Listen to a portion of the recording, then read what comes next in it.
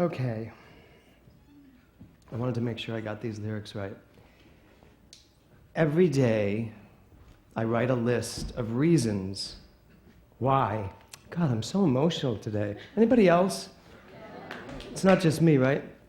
It's hard to be on stage with these ladies and gentlemen and not just drop acid.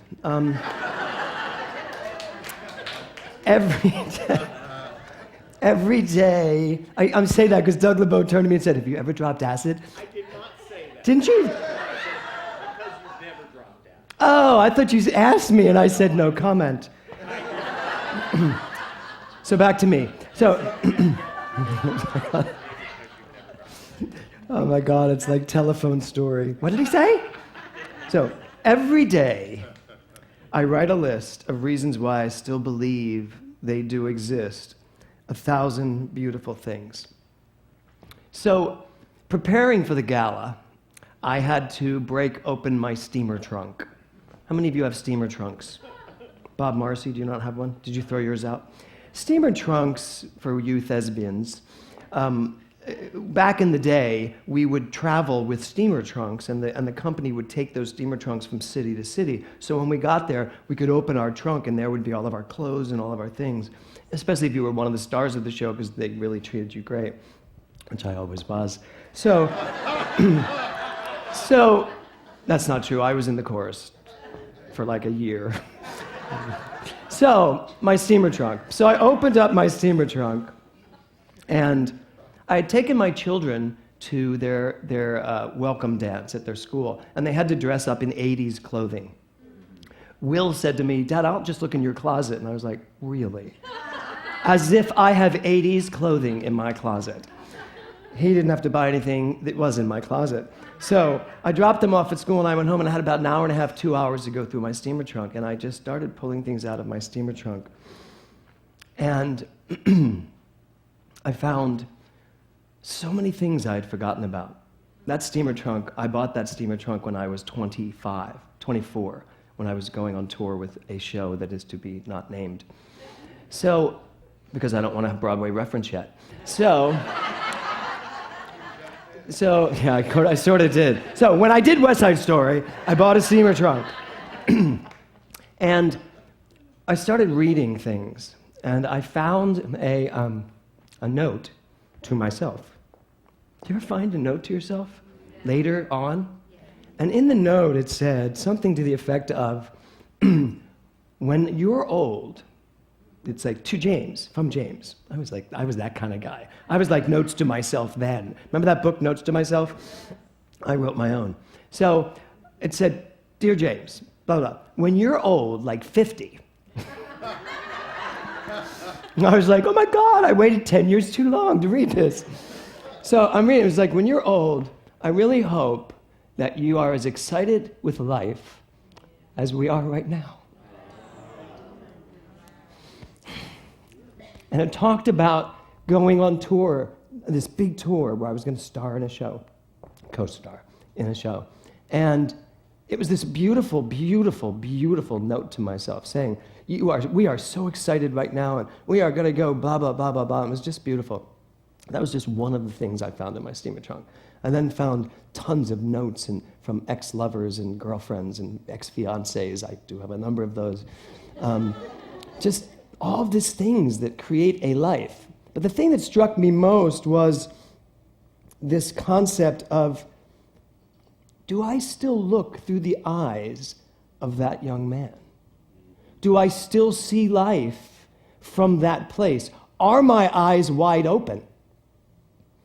I never want to close my eyes. That's the thing. Barbara sent me that song, and I wrote back. She said to me, she said, "I love the line where it says," and I went, my God, that's the line that got me, that gets me. I never want to close my eyes again. So I think when I read that note to myself, I thought to myself, have I let things in life change me so much that I close my eyes to those things now because I just don't want to deal with them or see them? Have I closed my eyes too many times and missed what was there because I thought I already knew what was there? Because the boy that wrote me that note didn't do that. I kept, even if something showed up that was annoying, you ever have any of the annoying things show up? Even if something annoying shows up or someone shows up that's annoying, I still believed it was just that was an anomaly. And then I think there comes time in life when so many things happen, we decide that's what happens when ... And so we close our eyes to that. And we're not willing to perhaps see it again a different way, in a different mindset, in the earlier mindset.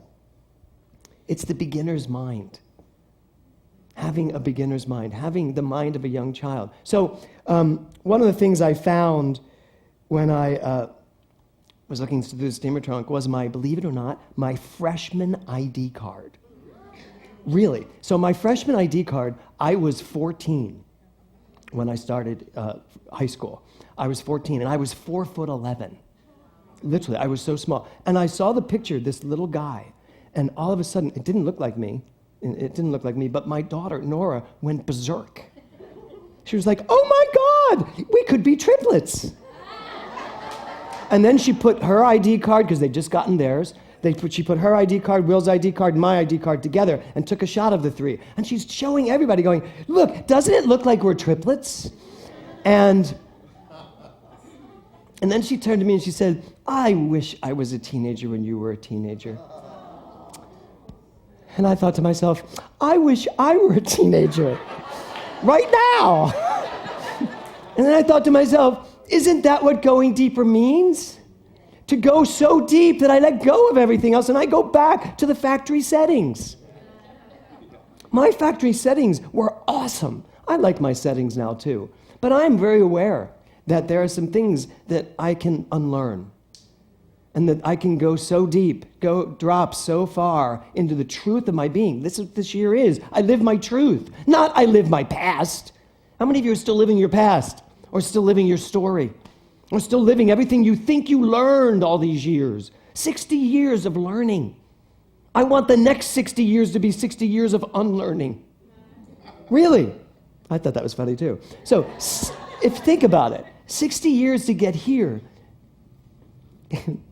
Someone said to me recently, so what's it feel like knowing you have like 30 years left?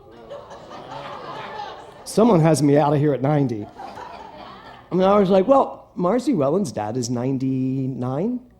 99, yes. You know, and he is on his journey. So 99, I want to be 99. Agent 99, no, I want to be 99. I know, the ones laughing watched that show. So, I want to be 120, don't you? I want to be 120 if I can unlearn everything I thought I knew and have the eyes of a child. Have the eyes that I came to this world with. I never want to close my eyes again. So, going deep means that you have to be willing to keep your eyes open for all of it. All of it, as Karen sang in her brilliant, inspirational, just in-the-moment treatment.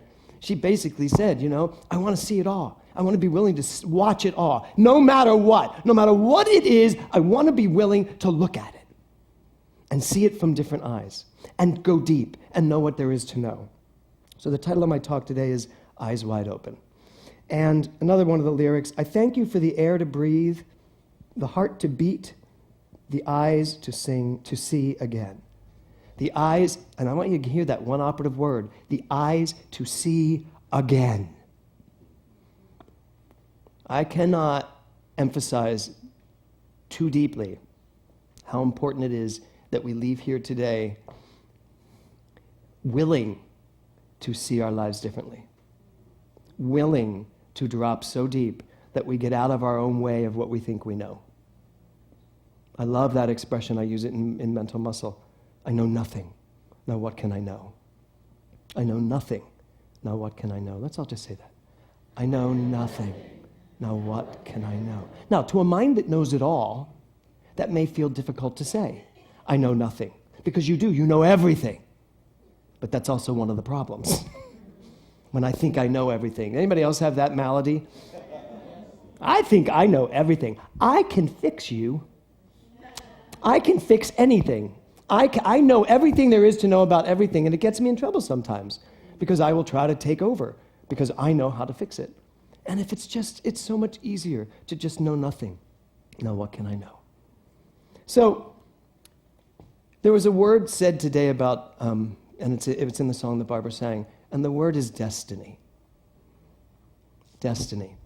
How many of you here think that you have a destiny in life? Okay? You know you don't. You do have a destiny if you've decided to have one. So you have a destiny if you've decided what that destiny is. And the other word is fate. And so my talk today really is about fate. And I want to give you the definition. Fate, the development of events beyond a person's control. The development of events beyond a person's control. And now the part that really gets me. As determined by a supernatural power. Okay? The development of events beyond a person's control as determined by a supernatural power. Now, in terms of science of mind, there is a supernatural power. There is a power. There is a power for good, Ernest Holmes says, in the universe, and I can use it, as Reverend Jay said. I not only can use it, as I say, I am it. That's the power. I am it. So this constant paradigm shift that we are all making, where we move from the God, me and God and I am one with God, to I am God, really is going deeper into the understanding of the power. Your mind is a powerful tool to use. There's the power. Fate. I'll go back to that definition. The development of events beyond a person's control. Here's the deal. There is a fate to your life because the way you use your mind dictates how your life is going to unfold, and it's beyond your control because you've already created it. Now, you can create something new, but it is beyond your control based on what you've already done with your mind. It's going to show up. That's it. You can't turn that stuff around and put in any word you want. You can't turn that stuff around, but you can have a better relationship to it. So it is. You do have a fate. Your fate is whatever you've used your mind to make it be. And it's beyond your control. And it is supernatural because it is the most powerful thing in the universe. So, in fact, you do have fate. So, fate, F-A-T-E. I want you to bring something forward right now that you're working on, something in your life. To tie all this up, if I'm willing to keep my eyes open, no matter what's going on in my life, no matter what is happening in my life, good, bad, indifferent, as Reverend Jay said, ugly or indifferent, there may be there's something going on in your life. Every single one of us has something going on in our life, and it can be good. I don't need you to pick something awful to heal today. Healed, he's healed. No. But I do want you to open your eyes, because I think very often we do not look at the things we don't want to look at. And I've had many a discussion, a very intense, heated discussion with practitioners that constantly quote me the Ernest Holmes quote, "In treatment, turned entirely away from the condition." And I am like, yes, he said, in treatment, turn entirely away from the condition. But before you go into treatment, look at the damn thing. How are you going to know what to treat for if you're not willing to see it? So you got to keep your eyes open. You have to be willing to go deeper. And in order to go deeper, you got to see what's going on. You must keep your eyes open because you have a fate in you that is wanting to live you. That power in you wants to live you, bless you, wants to live as you, wants to live through you. That's what you are. You are not your bodies. You are not the lives you're living. You are that which is living it. So fate, when you look at whatever it is, bring something forward that you want to look at, that maybe you've been afraid to look at. Is there something you've been afraid to look at? A lot of people tell me they're afraid to look at their finances. And I'm like, then how on earth are you going to do anything about them? Do you just expect them overnight to change? They're not gonna. Look at them. How'd you get them that way? You got your finances that way. You made choices that brought money in, kept money out of your life. And that same thing goes with health, same thing goes with love, same thing goes with creative expression. Whatever choices you've made, but be willing to look at them. Be willing to be honest and look at whatever it is. And then deal with the fate that you've already created that is out of your control right now. And what is in your control is to do it over. Change it. Go back to that steamer trunk. Remember who you were. Remember who you are. Go back there. So fate, the first question you're going to ask yourself, you're going to ask yourself 4 questions, and I do this all the time. The first question you're going to ask yourself about whatever this thing is, does it feed me? Does whatever issue I am looking at, does it feed me? And I mean in a positive way. So if I'm looking at something, I say to myself, does this feed me? Does this nurture me? Does this give me what I want? Does this bring anything good out of me?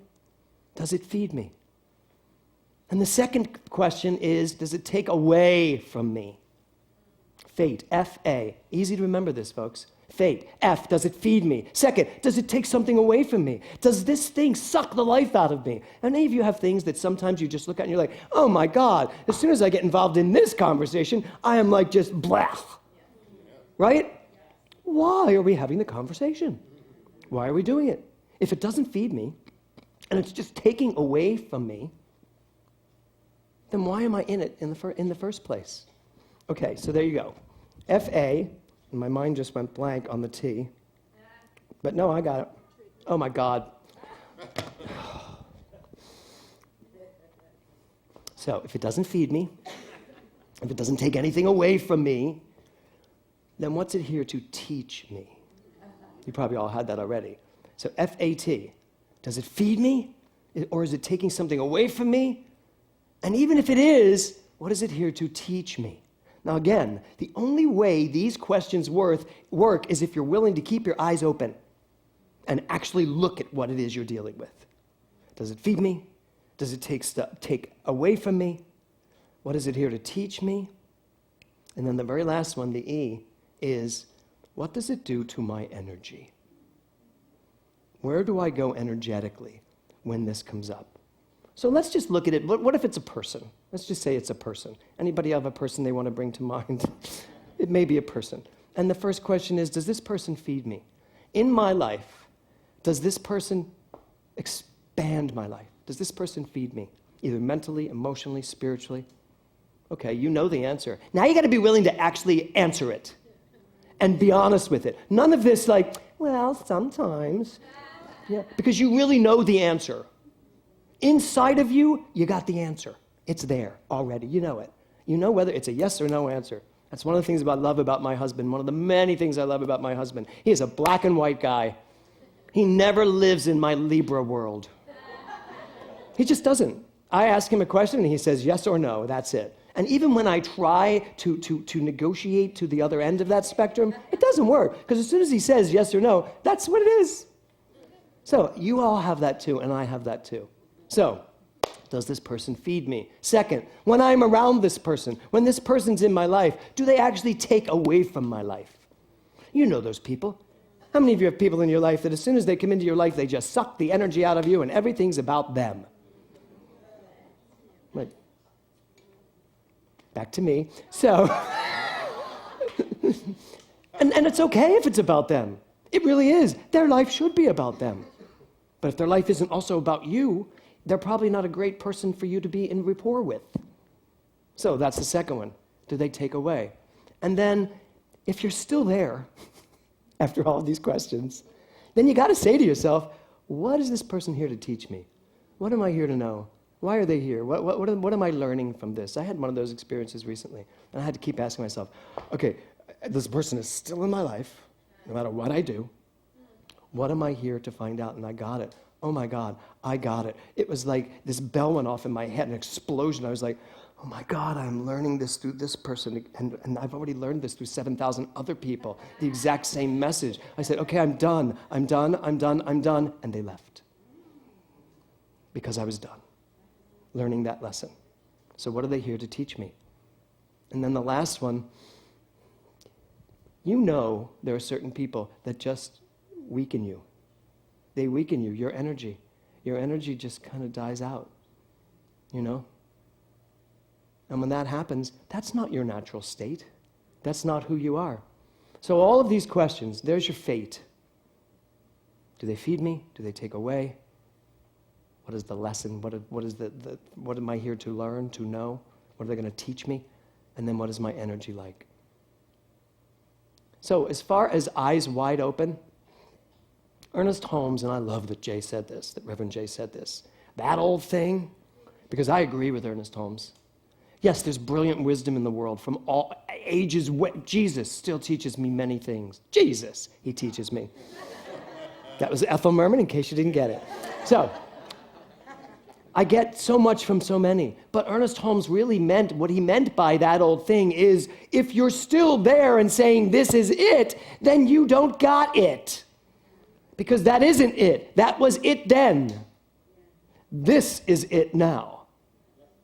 And then it's just now. It was then now will be then, and you better still be in the now, so that we keep evolving. And to do that, we must keep our eyes wide open. So I'm going to ask you to take a deep breath. Ladies, would you come up? And band, come on back. Everybody take a deep breath. I'm going to close my talk today with just a little visioning around this. So, Robert. So, there's this gorgeous song, and I just want music in the beginning, Robbie, and we'll come into it in a minute. A visioning is me asking you some questions, or not really me asking you. I will pose a question, and it's for you to just allow yourself to drift in this beautiful place. Drop deep, and let whatever comes forth come forth. And I will ask a question, and just see what comes forth. And actually, you know what? I need you to keep your eyes open. Do not drift away.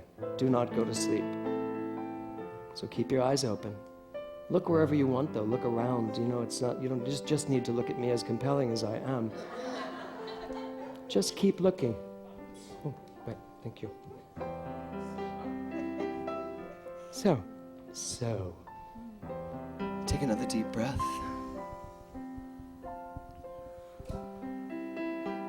What is my fate? What is my fate?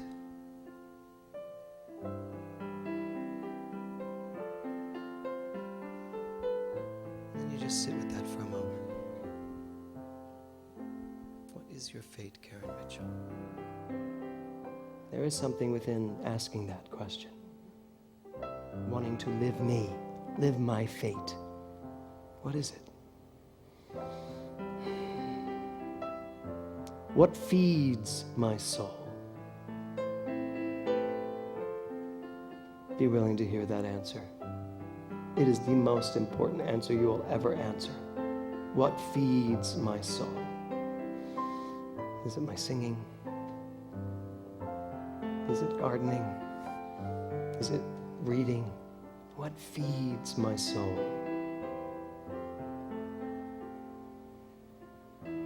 What brings energy to me? What swells me? What swells my mind? Where am I in my most amazing place?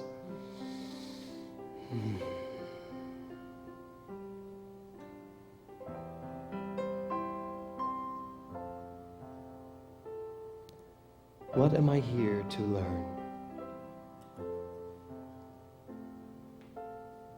What am I here to learn?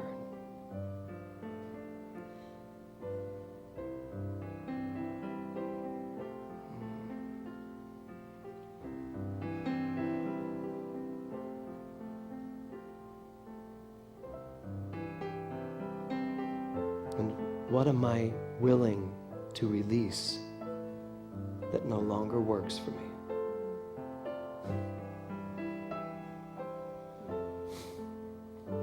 What am I willing to let go of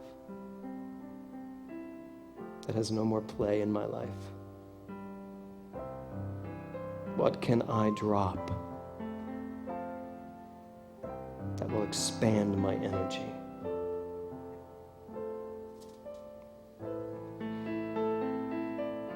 And then finally, what do I need to embrace?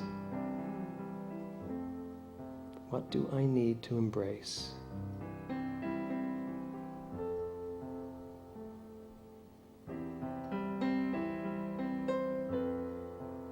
So just let those questions go on in your mind as we sing this song.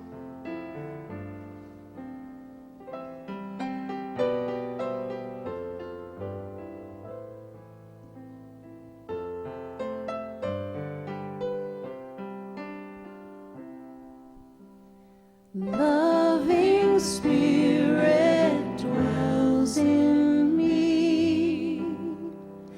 This is my divinity.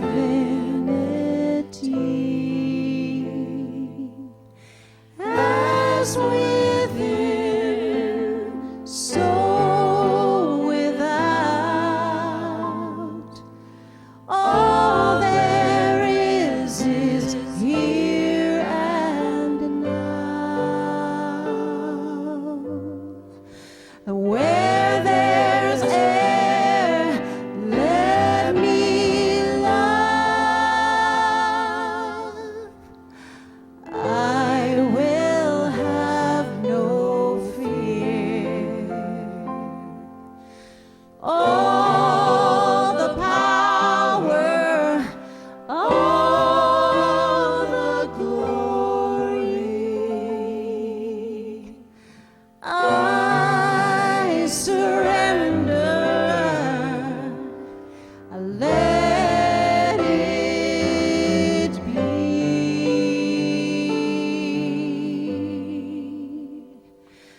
Loving Spirit dwells in me, now and evermore.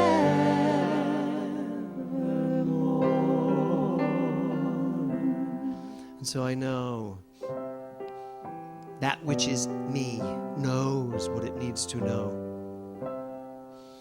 And what I know is that I don't need to open up an old trunk to find myself. But it's nice when that happens. And I know I don't need to relive the past in order to find answers for the present. But it's nice when that happens.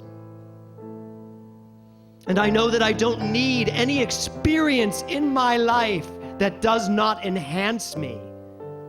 And it is not nice when that happens. But I do learn what I need to learn, and I am taught what I need to be taught. And so what I know is that this wonderful time we've gotten to share here today, this beautiful fellowship of deepening, it has asked the question, it has answered the question, and it now asks us to live the question and to continue living it, not just through this month, but through the rest of these next 60 years plus, depending on where you are and who you are. And probably by that point, it's going to be longer anyway, because truthfully, it's eternal.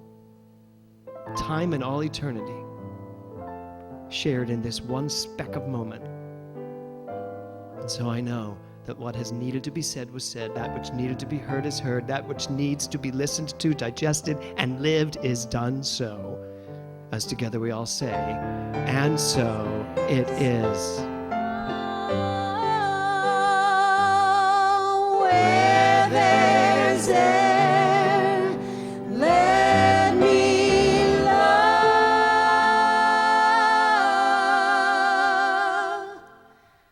I will have no fear. All the power, all